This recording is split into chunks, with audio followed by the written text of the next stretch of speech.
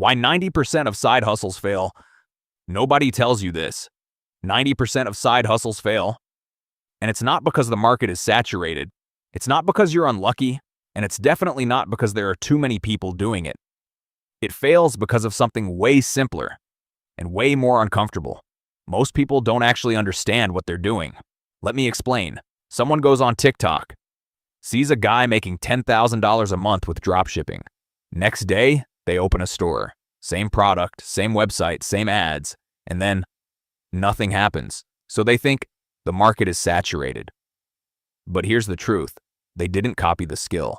They copied the surface.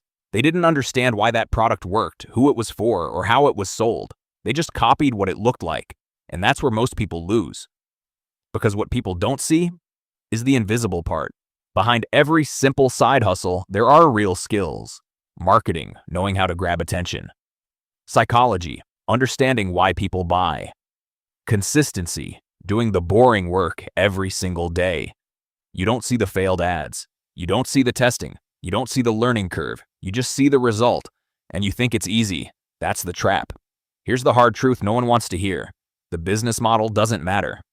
Dropshipping, freelancing, content creation, AI, none of it works. Just if you don't work. Because if you don't have skills, you'll fail in every single one of them, and then you'll think, this doesn't work. But the reality is, you just didn't build the foundation, and most people repeat the same cycle. They try something, fail, switch to something new, fail, blame the method, and repeat. They're always starting, but never building. They chase trends instead of mastery.